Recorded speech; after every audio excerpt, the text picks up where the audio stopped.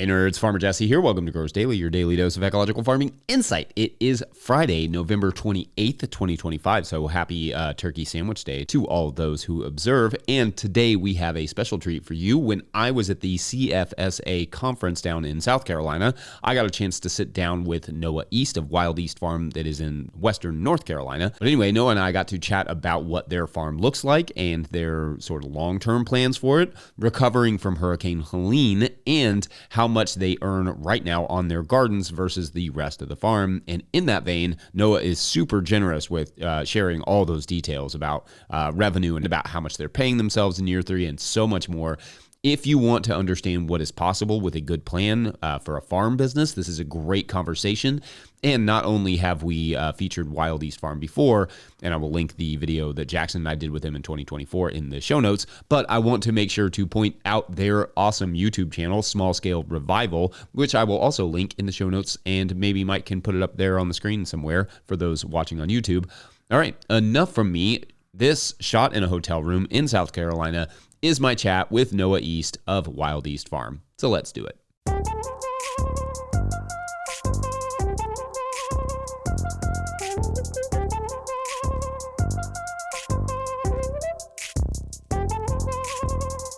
Noah, welcome to the podcast. Yeah, I'm excited to be here and excited to be at the conference. Yeah, and welcome to the conference too, which has been super fun. I just got to see your talk today, and that was great. Like, just so many details, and hopefully we can share a few of those here. But like, one of the things that I think you do really well is you discuss like a lot of the, sort of financial details, and also just like how it breaks down, costs, expenses, labor, how you divide a market garden from everything you're doing. I think all that stuff is really cool. So maybe though, for this, like, let's introduce a little bit like what your farm is and all these different enterprises. Mm-hmm. Maybe just give us like a baseline overview. Yeah. When we started Wild East, we had spent time formulating the vision of what do we want it to look like year 1, year 5, year 10, and on and on. So for that reason, the farm currently looks different ways right now. We started out planting 12 acres of mixed fruit and nut trees. That's part of that long-term plan, and took to heart the best time to plant a tree is 10 years ago, and the second best time is right now. Yeah. But, we wanted to be on the farm full-time from the get-go, so those are growing up and in the background and integrated in the landscape. But we also started pastured poultry and market gardens to be quick turnaround, high cash flow farm enterprises that could have us farming full-time from the start. Okay. So it's a mix of those things primarily. Yeah, and so talk a little bit about where you are, maybe, and kind of just those basic details as well. Yeah, so we're in the foothills region of western North Carolina, okay, where the Piedmont turns into the western Blue Ridge. So bit lower elevation, still a mountainous terrain, and we get like a longer season and a bit warmer shoulders than the mountains, and we also get a bit cooler and milder conditions than being like deep in central North Carolina. So it's this interesting little unique bioregion being right between the two. Did you say what ag zone that technically is? It feels like it almost depends on the year, honestly. I think technically it's 7B. Okay. But I have neighbors, like folks that live within an hour of me that are like 7A. And folks that live in the other direction that are 6A, so like it's all just in this like right on the border of that. Yeah. Yeah, I mean, any sort of growing in and around mountains is complex in that way because of the way that the air comes in, the way that where it settles. Mm-hmm. And then you also we talked to Lyric last year, as listeners may remember, right after the hurricane. Mm-hmm. Can you discuss a little bit about that? Yeah. I know I hadn't primed you to talk about that, but I'm just now thinking about like, that was such a big event. Conversation was like so acutely after, and she told the story beautifully of what happened. I mean, region-wide, there was devastation like no one had ever seen. And just like you were talking about with the cold and the conditions in the mountains, the hurricane and the flooding affected different areas kind of in that same way. So we, in the moment of the hurricane, we had floodwaters come up 300 feet into our pasture, and we were like knee deep, and the winds came up to 85 miles per hour. So like there was this period of not really knowing how bad it was going to be during the storm, the long-term fallout. But we, in our location, ended up being very fortunate that once the water receded and we took stock of everything, there's a lot of trees down in the woods, and we lost a caterpillar tunnel that we had like just built the week before. But besides that, it was like, okay, the fields are wet, but everything's relatively okay. So we like immediately shifted to like, how do we get all of the food we have on the farm to people who need it? Yeah. And we're able to mobilize with local partners to make that possible, and still get paid for it. So it was like this beautiful thing where people were getting food for free, and we were getting it to town, and they were able to compensate us. And then, I think once things kind of settled, we took the time to clean up a bit. And there's still some cleanup. I mean, there's several acres of woods that is just, we just have to get around to cleaning up big old oak trees that came down. But we got lucky, relatively speaking. I know a couple folks whose farm just like, there was no more farm after the hurricane. And so it didn't quite reach your gardens, like it wasn't washing out. No, and that's partially like a function of the design of the farm. Like the best soil on the farm is closer to the creek, like in the low bottoms. Yeah. And we just knew that flooding was possible. Like we'd seen it we'd been in the region 10 years prior to starting the farm. And it was the choice of like, let's build up some poorer soil that's in a way more safe place from flooding, rather than let's just start the gardens where the best soil is. And we're grateful for that, because if the gardens had been where the best soil is, they would have been under 4 feet of water that day. Honestly, it's kind of become practice for me when people are talking about where to start their gardens. I'm always like, not a floodplain. And they're like, it's been, it's a 1,000-year floodplain. I'm like, not a floodplain. Yeah. I mean, especially anymore, there is no such thing as a 1,000-year flood. They happen. Yeah. Yeah, they happen whenever. Yeah, and it's like, I think it's like a risk tolerance thing. It's like, yeah, sure. Grow your garden in the floodplain if you feel like you can bear that possibility actually playing out. That's a good way of putting it, yeah. And then other folks don't like really have the option, but like that's the only place they have access to. But something that was really inspiring was all of the farms I know that got wiped out like that, they got so much help from their little pocket communities, and they were back growing and selling veggies like the following spring. So that like even some older folks, like people in their 50s and 60s, who like it could have been a time where they're like, maybe we put the shovels down, they just were like, no, like people need us in the community. So that was inspiring to see.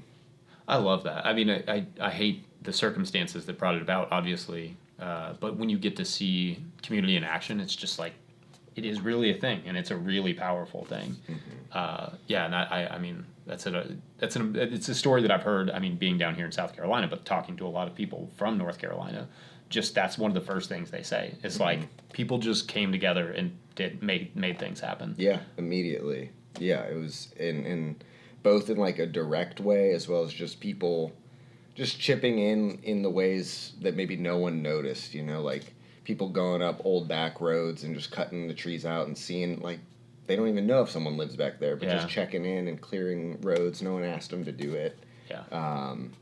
It was a really beautiful kind of time for the community.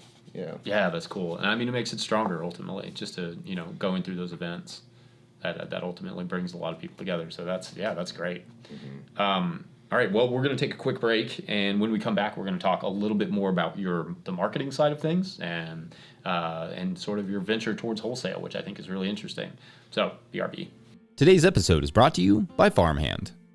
Farmers who partnered with Farmhand say they grew an average of 63% this year because it's more than software. Farmhand is your business coach and assistant, helping to sell out, save time, and grow smarter with real data from real farms, shaping websites that convert, campaigns that sell, and fulfillment systems that run smoothly. Curious what that looks like? Meet the founder, Ari, at farmhand.partners/no-till and see the same insights and support the fastest growing farms rely on every week. That's farmhand.partners/ no-till.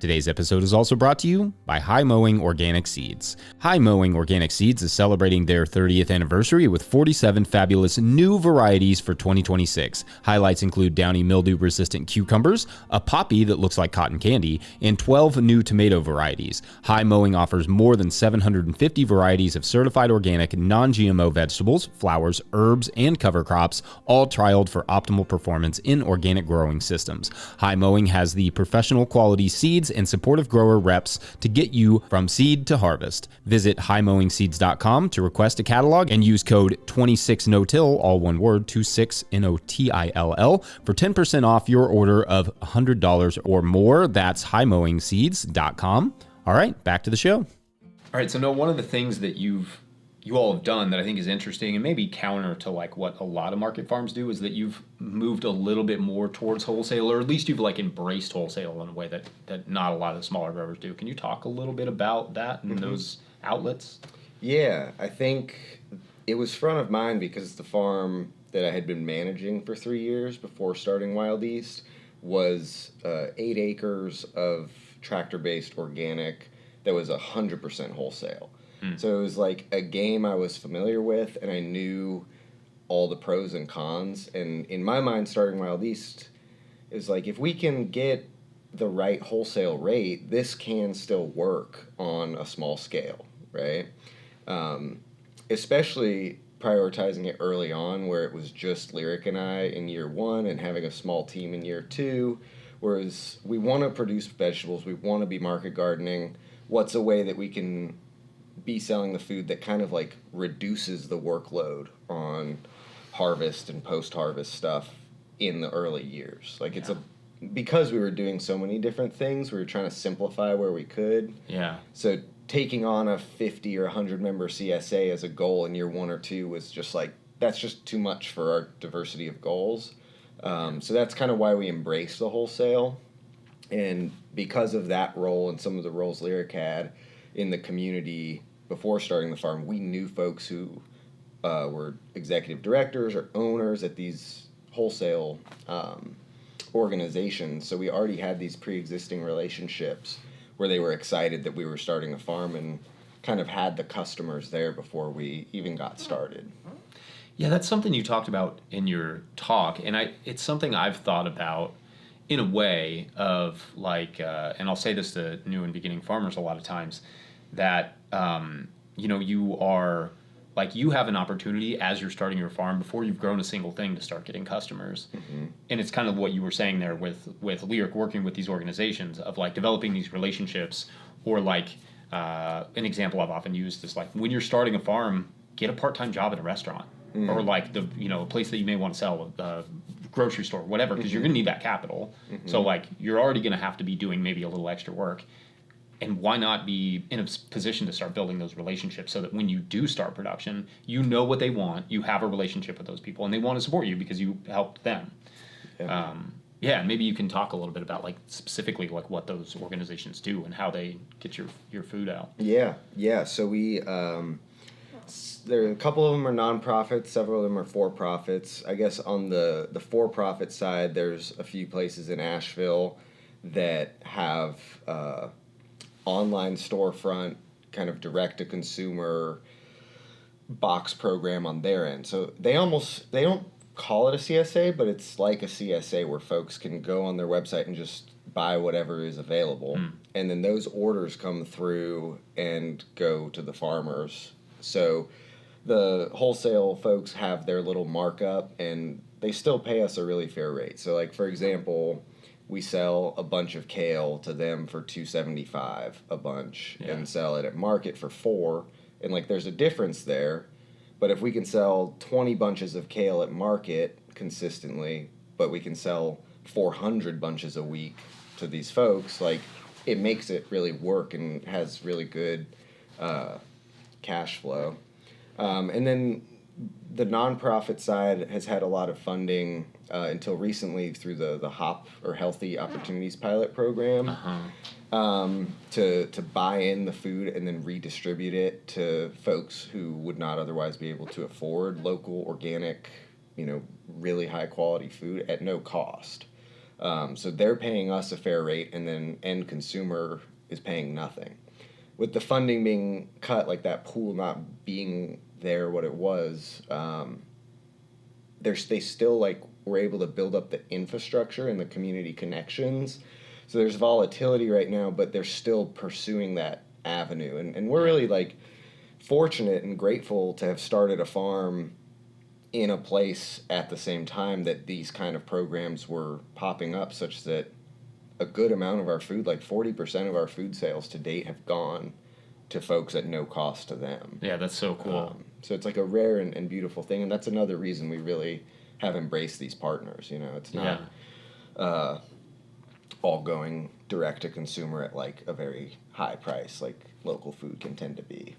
Yeah, that's. I mean, one of the things, obviously, I feel like when I come to North Carolina or South Carolina, like I see a lot of great organization on that sort of front, like the sort of food hubs, all the aggregates that exist. Like it is, I don't see that a ton in Kentucky, but those aggregates are like they're really valuable, and I wish people who want to be involved in food but aren't necessarily like wanting to be farmers, or maybe they it's not, you know, it's beyond their capabilities, they're older or whatever, or they have a different level of expertise. Like that is an area that farmers like ourselves can use. Like that's huge boon to the farming community, to have people who organize these things, who do the distribution side, and then give us that consistent market to be able to produce food and sell food that way. Yeah.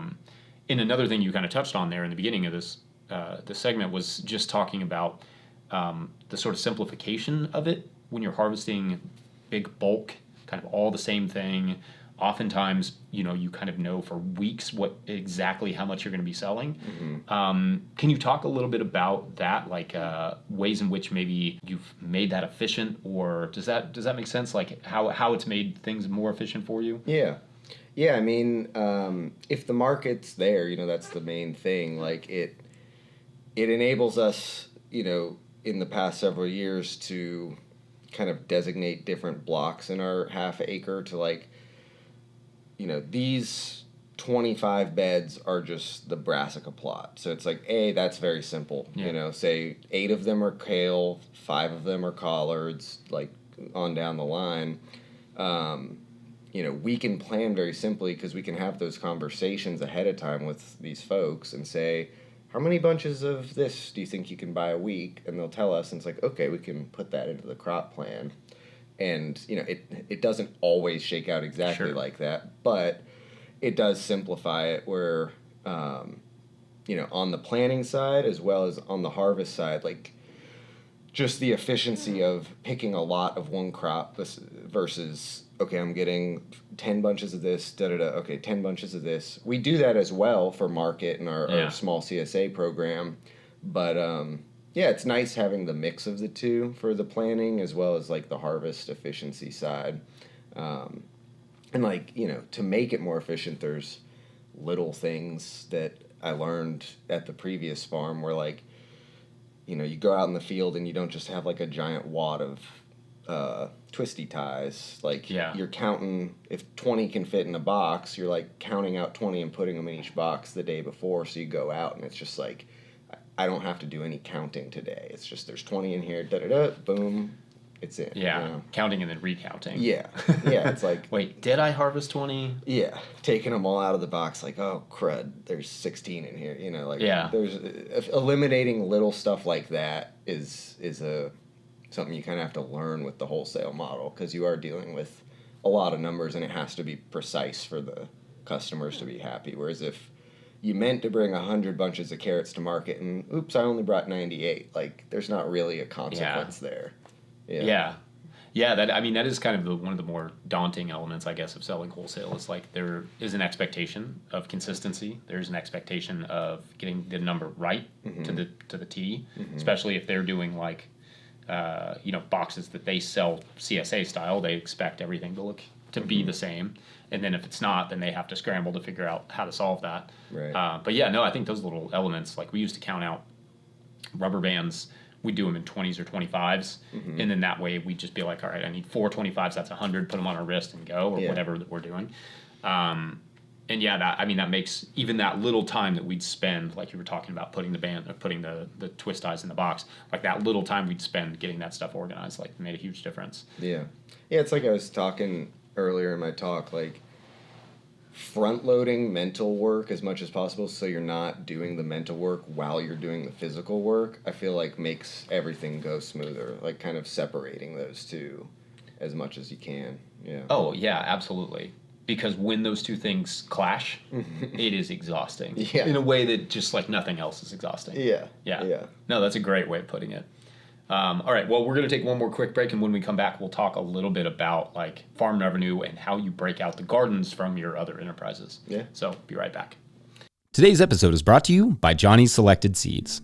Johnny's Selected Seeds is a proud supporter of Growers Daily. At Johnny's, they do more than sell seeds. They grow them. They trial them to see how they perform on Johnny's research farm in Maine and across the U.S. and Canada. Only the best varieties are added to their catalog and website. When you need proven varieties you can count on and detailed guidance from seedling to harvest, consider Johnny's your trusted growing partner. JohnnySeeds.com. That's JohnnySeeds.com. Today's episode is also brought to you by Marble Seed. The Marble Seed Organic Farming Conference attracts a wide range of regenerative and organic farmers for 3 days of skill development and community building. Farmer Drew Kramer said, "Going to Marble Seed was so invigorating at a time when I needed it most. I picked up tools I'm already using." The conference is the final week in February in La Crosse, Wisconsin. Early registration opens December 4th at conference.marbleseed.org. That's conference.marbleseed.org. All right, back to the show. All right, so like one of the things that I think you do a really good job of is sharing a little bit about like how the revenue breaks out for your farm, some of the expense stuff, but also like when you're stacking all these enterprises, that sort of thing can get complicated. To be like the garden's doing this much revenue, the pastures are doing, the chickens, the broilers are doing this much revenue, et cetera, et cetera. So like, can you talk a little bit about like philosophy there and then just maybe even some technical details about how it works? Yeah. Yeah, I mean, it's complex and it introduces more to manage in the tracking and the back end and all of that. We've got a good system that's relatively simple of just tracking expenses by category. So we have to be diligent about holding on to every receipt and holding on to every, like doing that bookkeeping diligently, because if I see something come through from Lowe's Hardware, I need to know if that went to the broilers or if that went to the gardens. It's not just like to the farm for it to be accurate, right? But we've developed good systems to make that possible, and a big part of that is just keeping up with it month by month. So every month I sit down, it takes me about an hour, and I just log all of the expenses from that month in market garden, broilers, pigs, turkeys, like general farm. Rent, payroll. So they all have their own categories. And then we do the same with income for each thing, which is a bit simpler. Because that's all kind of set up digitally anyways. And that lets us look at P&L, profit loss, each month for each enterprise and kind of get this whole financial snapshot of the year of like, when do the meat enterprises kind of, assist the leaner months in the market garden? Or when do we kind of run low on stock of the meat, but the gardens are high? So like having multiple enterprises can buffer cash flow fluctuations. Yeah. And tracking it and looking at it helps us plan accordingly, like the right number of things to grow, how much to like move it quick versus hold on to things so that we can have like a steady and predictable cash flow. So there's like complexity, but there's also simplicity and peace of mind in the way that it buffers in that resilience on the economic side. Yeah, and so with the meat, are you doing just fresh meat or are you doing frozen meat as well? It's all frozen. Okay. Yeah, I mean, fresh meat's a whole other fresh level meat's of a whole other complication. level, and just talking about efficiency, like we are set up, we process all of our birds on farm, and we're set up to do that efficiently, where we can do 300 broilers in 3 hours just with like the home team. But if we were trying to sell 300 birds fresh, like that isn't really doable. So we break them down and have whole birds and put them in freezers. And then it's like, cool, like we're done with that batch and we can sit on that meat and those sales just come through. Very shelf stable in the freezer. Yeah, and so that gives you, like in the middle of the winter, when you're dealing with a lot of, vegetables are growing slow, it's hard to have a lot of production in the winter. That, sort of like you were saying, can fill in some of that cash flow gap through December, January, February, for you to get back in March, April, May to production. Yeah, I mean, right now, we have like $50,000 worth of meat sitting in the freezers, just like ready for the winter. Yeah. And like we still grow some in the winter, but that's going to be sold November through April and just keep the farm really like alive economically during that time. And I know you don't have your numbers in front of you, but do you want to share like how that breaks out by enterprise? Yeah. Like, keeping in mind also that you're finishing up year 3. Year 3. Okay. Yeah. I mean, a goal from the start was to kind of move quickly in scaling to where we wanted to be long term, and so we've accomplished that. I think still like each enterprise is pretty small scale on its own, but the whole picture makes a robust farm economy. So across all enterprises, this year we're projected to gross just over 300,000. The way that looks is about 130 of that is off of the half-acre market garden. Within the calendar year, about 80 to 100 of that is the poultry, both the broilers and the turkeys that we raise. And then we have these like sideline enterprises too, like the pork, events and education, which is still like relatively small, but the rest is kind of made up in the less significant parts of the farm, but there's enough diversity there that it brings that whole number to about 100 or 300,000 for the year. And then of that, you're able to pay yourself roughly. Yeah. So I mean, we Lyric and myself both are taking $2,000 a month paid to us from the farm, which, like when you break that out, $24,000 a year, it doesn't sound like a great salary, but the farm covers our rent as overhead because like the house is on the farm and it's paid for by the business, so that's not a personal expense. Things like our gas bill, most of the places we go are farm related, so that's business expense. We produce 90% of the food that we eat because we also raise the pigs and sheep, and like we have this diverse diet that we're producing. So our personal expenses are like extremely low, and $2,000 each a month is enough to save money, like put away personal savings as well. Yeah, and then you have a crew of there's three of us. There's 3 additional folks, So there's 5 total. 5 in total, yeah. And then after all of that, you're able to still you're still profitable, like beyond what you're paying yourself and your employees, like everybody's making a good living. And then you all still have some amount of profit at the end of the year right now, right? Yeah, we're looking this year at like around like a 10% margin on the year across the whole farm. So, like grossing $300K, somehow we're spending, I mean, you can break it all down, but we end up spending like $280K of that on direct enterprise stuff, like buying feed and fixing tools and equipment. Like there's that, and then there's just the overhead of labor and rent and all the bits and bobs. We also manage 44 acres, so there's like cost associated with just like tending and stewarding that big of a piece of land. So like I think the enterprises directly, they net very healthy, and some of our costs are a bit high because of like the context of the scale of the whole piece of land as well. But yeah, we're bringing home a net profit at the end of the year after paying ourselves and employees.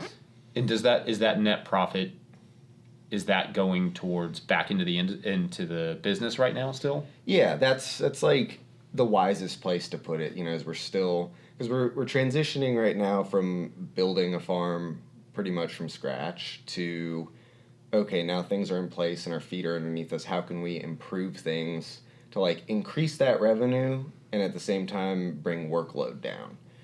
Because within all of this, we've managed almost totally consistently like 8-hour work days, 5 days a week for everyone. And we're trying to push the envelope of like, can we in year 7, for example, have more revenue and everyone only works 6 hours a day? Like, it's ambitious and lofty, but if that's kind of our North Star, it informs the decisions we make in order to get there. So that's kind of the types of things we're trying to reinvest profit into. Yeah, that was the other thing I was thinking is when, like, those numbers may sound high to some people, but obviously if you work 16-hour days, like, you could get there. Right. But what you're saying is you're working closer to, like, 8-hour days. Are you doing 6 days a week or are you doing 5 days a week? 5 days a week. Okay. Yeah, and I mean, like, there's parts of that where, like, if we worked more, could we produce more? But we try to find that balance of, like, what's good enough and where can we say, like, let's just take a step back and, like, not work more because it is good enough, right? Like, how far do we want to push the envelope just for the sake of pushing the envelope on it if it's costing us too much time? Yeah, and I mean, the other side of that, too, is when you give yourself all day, you take all day. Right. And when you give yourself 8 hours, you only take 8 hours to do the same amount of work. Right. And so, like, sure, I mean, at some point, like, when you're working a 12 or 16-hour day or whatever, like, you wear out. You're just not as efficient. Yeah. And you burn out faster. And you make mistakes. And you make mistakes that end up costing you more time. Yeah. Yeah, certainly. So I think that's a really important point. And I like this idea of getting it down to 7, 6 hours. Yeah. And it didn't start like that day one, year one. No, like, sure. To start the farm, I pretty much I worked a lot of hours for most days for like 20 consecutive months. Sure. But it was like always with that goal of kind of, I have to do this to get to that point of the 8-hour day, 5-day week, right? Like we had to kind of push that in order to make that achievable in a short time frame. And I can't think of many businesses in general whose owners work like a normal work week in general, like any business. And so for especially in farming where it's like things are happening, in the daytime, the later afternoons and all that stuff, like that, it's calling to you to be worked on all the time, in the same way those other industries are, but you're finding a way of not having to do that. Yeah, I mean, I think part of that was we got really fortunate in year 2, hired on Zach, who's our garden manager, and we have kind of like a flipped management employee ratio where the Lyric, Zach, and I are very lateral in responsibility and decision making, and we have 2 crew members where like often you see kind of an inverse ratio, fewer management, more employees. Right. But having the like mental load distributed evenly across folks who kind of have the same sense of responsibility and autonomy, like there's just so much redundancy, right? Where since we are all at the management level, if I need to take a Thursday off kind of unexpectedly, like I know they can handle the broilers, like Zach's running the gardens, and I can kind of have peace of mind to take that day. And vice versa. Like if we all know enough about the whole farm picture that any one of us can pick up the slack on the management side. And so like it's an interesting thing. It wasn't really part of the plan, but it's shaken out like that. Where I think a big part of the reason that's possible is that more even distribution of management level, ownership level responsibility. Yeah, and speaking of the plan, I think a good maybe place to finish it is you talked in the beginning kind of about making, like, starting out with a 1-year plan, 5-year plan, 10-year plan. Like, are you on track for where you want to be at that? You're year 3, so you're halfway to your 5-year mark. Like, do you all feel like you're on track to where you thought you'd be? I'd say so. I mean, as good as you can hope, because, a plan's just a plan. I think the way that we're seeking to transition, right? There's year 1 through 5, and then there's year 5 through 10, and the plan there is to continue these annual enterprises that are like the backbone of the farm as the more perennial systems are like actually starting to show some maturity. And I think what we're aiming to get to by year 5 is a level of like stability and predictability with the income and ecology that we're like demonstrating thus far. Because in year 3, it was like, okay, this is the benchmark of what we can and want to achieve. So by year 5, the goal is this just like replicable, which from like a workload standpoint, it feels replicable. From a planning standpoint, it feels replicable. But having that assurance by year 5 to say like, yep, it is for sure annually replicable. And then kind of like taking that level of stability into year 5 through 10 to kind of take on perhaps a bit more risk in like transitioning some of the farm. We're already doing some things like setting up a tree nursery on the farm because we're really interested in perennials long term. So we've set up infrastructure to like propagate trees and have plant sales and just like dabbling in those things that we're hoping can be more foundational in the later years, but kind of just getting started right now. That's cool. Well, Noah, this has been a blast. Yeah. Thank you for coming on. For sure. Yeah, it's been good to talk. Yeah, always. Yeah.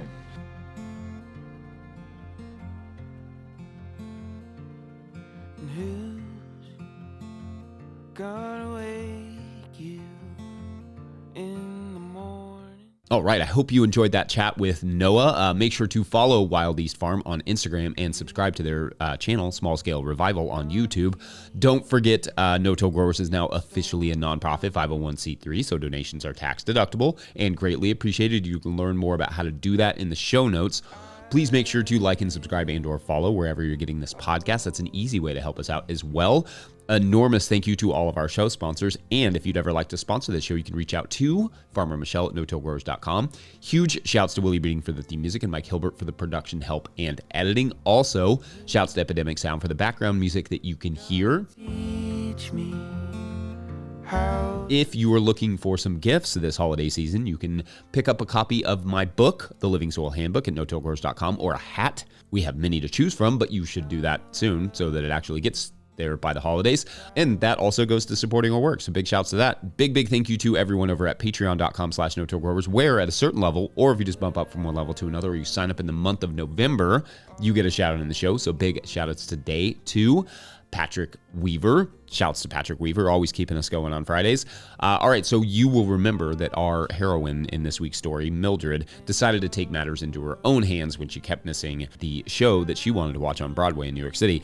But anyway, she decided to do her best to protect New York City from all the invasions that were occurring, from sea creatures to monster infestations, aliens, all of it. And as you will remember, Mildred had a little run-in with some toxic sludge as a child, which had inadvertently gifted her a unique power. Mildred McQuills was her name, had quills, literal quills. She could literally pop quills out of her back to, like shoot them at people, because that's normal. But that's not all. That's not the only gift she got. She also could fly. And as a bonus talent, Mildred was also like a supernaturally exceptional dancer. But that didn't really come into play or, come in too handy in this particular story. But the flying and the quills did, as she started to fight off every new invasion until the construction crews could finally fully fix her beloved Broadway. Mildred also, took the time to clean up the places dumping toxic sludge into the Hudson to help prevent some of these mutations in the future. Aliens, obviously, she just had to fight those whenever they came. But anyway, after a year or so of hard work, Mildred finally earned her chance to see the show she'd been dreaming of, The Little Shop of Horrors. All right, thanks for watching and or listening. We will see you on Monday. Bye. And who's gonna keep you when storms are coming?